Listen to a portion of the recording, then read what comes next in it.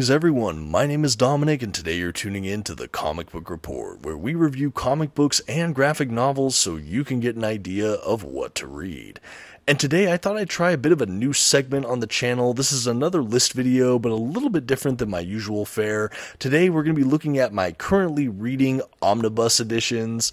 As some may know, I'm always reading or right in the middle of a ton of books at the same time. These are only a couple of the omnibuses I'm going through at the moment, but I thought it'd be fun to provide feedback kind of in the middle of these books rather than a full review when I'm all done. I also thought this would just be a fun way to show everyone what I've been up to, and maybe if you enjoy some of the books I have here, you can stick around and get a full review once I complete these omnis. Before we jump into the list though, I do want to shout out our channel sponsor, OrganicPriceBooks.com. If you're looking to pick up your own comic book collected editions, perhaps even these omnibuses in this video, you can check out their website. There's a link for it in this video's description, and if you see anything you like, you can use my discount code at checkout, TheComicBookReport, to save $2 off of your order. Please note if you use my affiliate link or code to make a purchase, I will earn a small commission, but it's a fantastic way to support this channel. At any rate, thank you so much for considering, and now on with the show. First up in our currently reading omnibus list, in no particular order, we have X Factor by Peter David, Volume 2. This is the beginning of the X Factor Investigations era of the X Factor title that takes place in the early 2000s, right around the House of M event from Marvel Comics. This is a Volume 2 for Peter David's run. The Volume 1 is actually his 90s series on X Factor, which is a pretty self-contained little series. This is the Volume 2, though, where Peter David returned to the book. Even though it's a Volume 2 though, I think brand new readers can jump aboard and not really feel like they're missing too much. I would say the only prerequisite reading to enjoy this omnibus, I would say definitely at least try to read the event issues for House of M. I think it's a 7 or 8 issue miniseries. We have reviewed it on the channel, but definitely try to check that out if you're interested in this book. You can maybe get away without reading it, but it does help establish context. Basically, the mutants are in a pretty dire strait as far as the state of mutants globally, and kind of a remnant of some of these mutant heroes basically are living in a mutant-centric town, or a town where there were once mutants. Anyway, they open a kind of investigatory private eye sort of company, and they basically get into all sorts of hijinks. A lot of this team are the same members that were part of Peter David's 90s run. I will say, having read that, it is a cool way to get to know some of those characters before the events of this book. And obviously these characters have gone on between that 90s run and this book, so there are different relationships or dynamics that maybe weren't in play in Peter David's first run, but again, you don't miss out on too much. This is a really fun time in the history of Marvel Comics. There is a kind of gritty, more crime noir aspect to this entire run. The art we get throughout is pretty consistent and beautiful. The artists do change up here and there, but it's a ton of fun, and the leader of this team is primarily Jamie Madrox, the Multiple Man, and I think he's really fascinating. He's such a conflicted character, and the rest of the roster is just as conflicted in their own ways. It's a little bit grimdark, a little bit violent, but honestly a really, really good time, with, of course, Peter David's splash of heart and humor throughout. Don't miss out on X Factor. I know I can't wait to continue on this run. Another one of my current reads, we have the Miles Morales Spider-Man Omnibus by Saladin Ahmed. This is a really fun book that is essentially the Miles Morales Omnibus Volume 3. This takes place after both volumes of the Bendis era for Miles Morales, and honestly, I think it's still a good place to start if you don't want to track down some of those older volumes, or you're just interested in this creator, or just think it's a good place to jump in. I honestly think it's not too bad. You can fill yourself in on some of the things you might have missed, and honestly, Saladin Ahmed takes a fresh start approach, while simultaneously longer time fans of Miles Morales will have a lot of fun payoffs throughout this book, at least from what I've read so far. I really think he understands the voice of Miles in many ways. I like that. I think the art we have that I've seen so far has been really striking as well.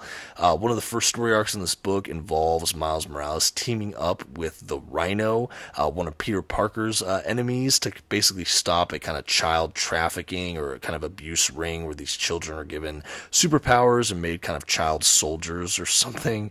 Children are getting kidnapped or disappearing. Anyway, we have Spider-Man, Miles Morales, and the Rhino teaming up for that one, and it's a really great way to basically start this run. I'm also just really interested to see what Ahmed does with this character compared to Bendis. I am a huge fan of Brian Michael Bendis. I loved his entire run on Ultimate Spider-Man, and I loved everything about his Miles run as well.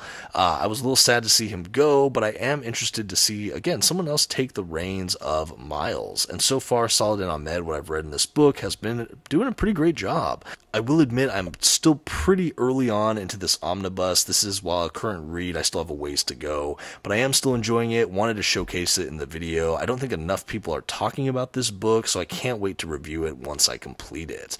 Let me know if you're reading this in the comments or if you've read it. I'd love to get some feedback on this book as I make my way through. And hey, if you're enjoying this video so far and you've yet to subscribe to the channel, I would just like to invite you to do so. I'm always doing list videos, comic book reviews, sometimes some hauls or unboxings, things like that. Anyway, thanks for considering. Now let's keep this list going. Next on my currently reading omnibus list, I want to talk about the Immortal Iron Fist and the Immortal Weapons Omnibus by Ed Brubaker, Matt Fraction, and team. This is a really fun omnibus that they released at the time of the recording last year. They had released the Immortal Iron Fist omnibus by these creators years previously, but this one includes the Immortal Weapons, so it's like an expanded omnibus. So we get a really great run for Iron Fist for fans of that character. I will admit I'm newer to reading Iron Fist, but this is always a run I've wanted to check out, especially that early run with Ed Brubaker and some Matt Fraction in there. I remember when this run was coming out, it was so celebrated, and frankly, I was endlessly curious about it. I had already loved Ed Brubaker, and I always wanted to read it, and I never quite did. In the years since, I've also become a big fan of Matt Fraction, and so when this was slated for printing, I knew I wanted to eventually check it out. I picked up a copy at the beginning of the year, having missed out last year, and I've been making my way through it, and I really dig it. For Iron Fist, I only ever really read the Danny Rand Early Years Omnibus, which I reviewed on the channel not too long ago. I was reading this book and that book simultaneously while also watching the MCU Netflix Iron Fist series on TV. I was doing all that at once, so I had a really heavy Iron Fist like month or two a while back, and I'm still making my way through this omnibus. It's so fun. It's so great to read a more contemporary Iron Fist run as well. That's not to say I don't really enjoy that Early Years Omnibus, which I do really like overall, but this run's really fun. We have kind of an otherworldly mystical tournament. We have some kind of like street level fighting as well. We have some fun appearances from different allies for Iron Fist like Luke Cage and Misty Knight and Colleen Wing, and we just have a lot of great martial arts action. It expands the Iron Fist lore in some really meaningful ways. The art throughout is absolutely gorgeous. We have some David Aja stuff in here too that's absolutely striking. This is one I cannot wait to finally finish so I can review it for all of you. Really am enjoying the Immortal Iron Fist. Next up, we have the Avengers Omnibus Volume 3 from Marvel Comics. This was written by Roy Thomas and illustrated primarily by John and Sal Buscema. This is a late Silver Age omnibus, just cresting into, well, not quite the early Bronze Age, but pretty close, the end of the 60s, early 70s Avengers stuff here. I am making my way through these Avengers volumes. I have 1 through 5 now, and Volume 3 has been the one I've been making my way through most recently.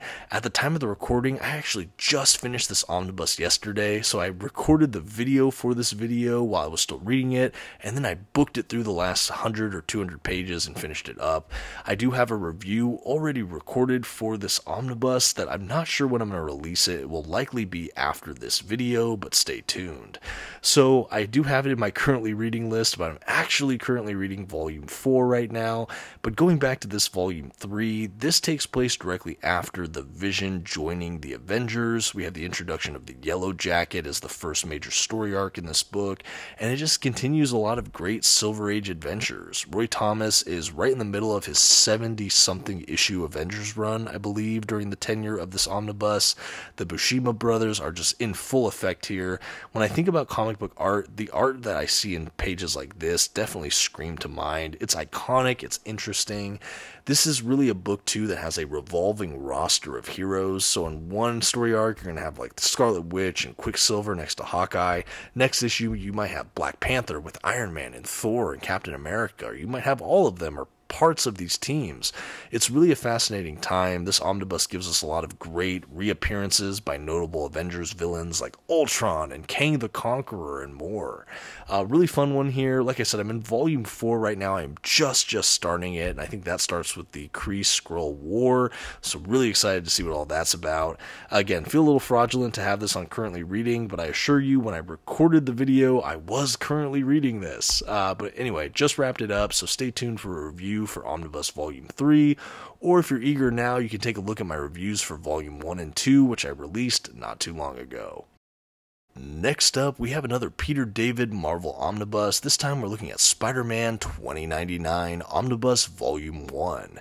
This is a book I've talked about a lot on the channel. I've showcased it a handful of times. I am a fan of Spider-Man 2099, but I had only read his first couple issues. I was always waiting to read the entire run. When I heard about this omnibus, I pre-ordered it. I waited for it for maybe a year or so. Finally, it was delivered last year, and I'm still making my way through this giant book.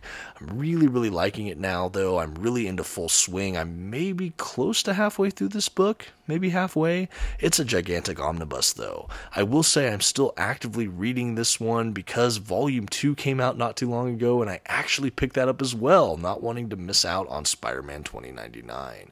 But this is some great 90s Peter David writing here. We have a little bit of humor, but some also like gritty neo-noir aspects to this run as well. There's a lot of just interesting kind of classism as well in this run. I think it's really interesting to see the way Peter David and team just created this new culture for this kind of near future.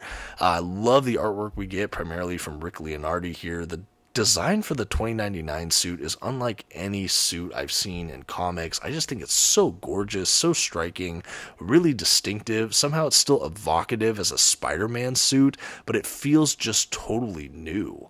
I also really like the idea that there's kind of a gene therapy accident that creates this new Spider-Man in the future, Miguel O'Hara. I like that he has different abilities and some different drawbacks as well.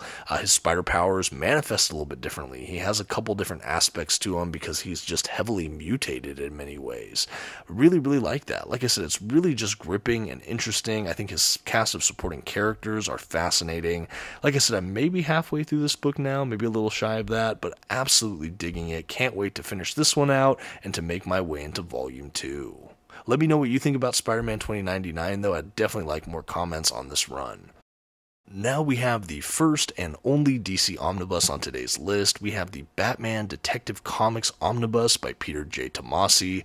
This is one that's been on my want list for a while now, and my wife and boys were kind enough to buy it for me for my birthday. I was so excited when I unwrapped it. I had actually been looking for more Batman comics to read, and I thoroughly enjoyed the Peter J. Tomasi and Patrick Gleason Batman and Robin Omnibus I read and reviewed not too long ago.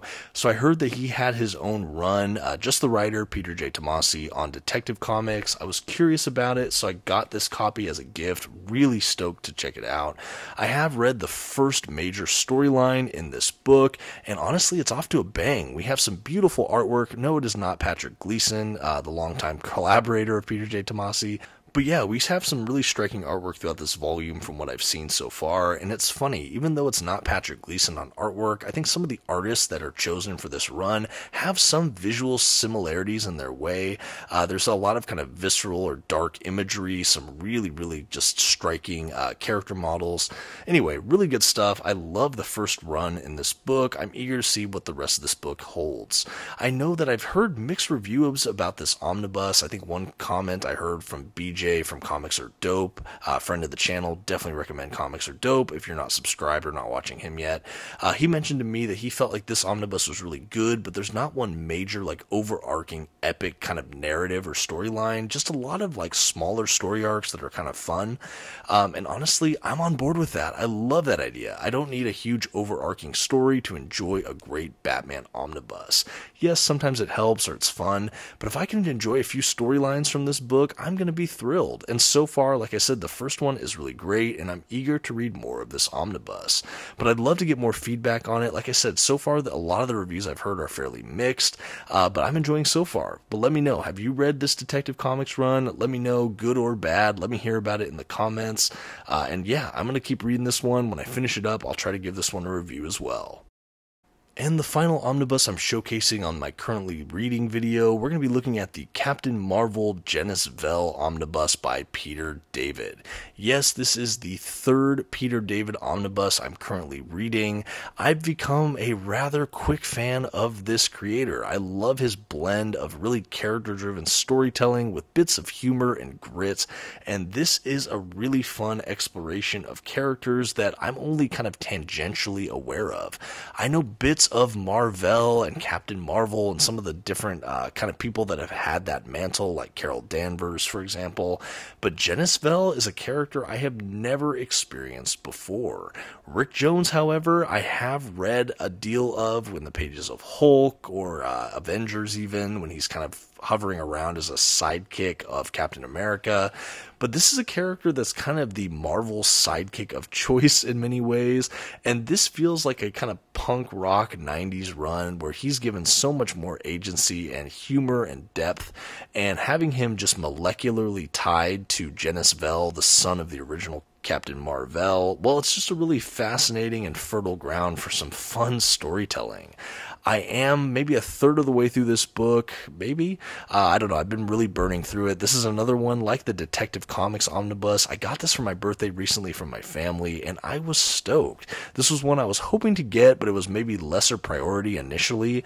But I started reading this, and I'm having a hard time putting it down. It's really fun and fascinating. The art is a bit more animated than I really expected or leaned or gravitate towards, I should say, ordinarily. But so far, I really love it. It does kind of veer on the more cosmic side of the Marvel Universe, but like I said, I'm hooked, I'm fascinated, and I think it's just extraordinarily well written.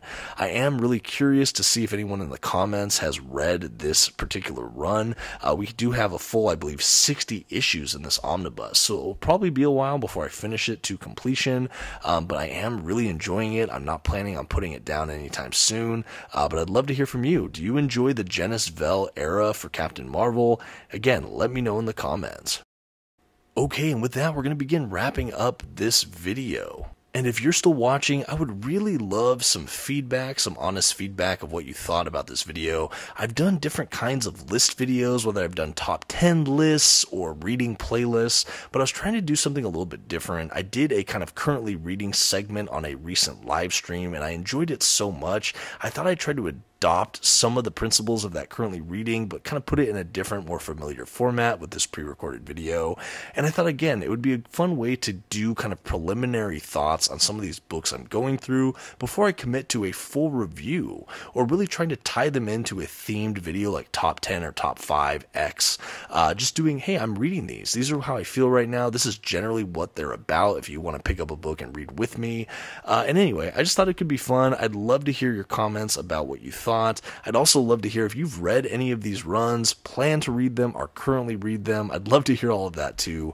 This was a really fun one for me. Like I said, I'm really excited to just talk about these books that I'm actively reading right now. No, I'm not done. I'm right in the middle of reading these, but I'm enjoying all of them. Anyway, thanks again so much for watching. It means the world to me. And until next time, this has been the Comic Book Report. Please don't forget to leave your like, that comment we talked about, and maybe check out another one of my videos on your way out. Thanks so much and have a good one.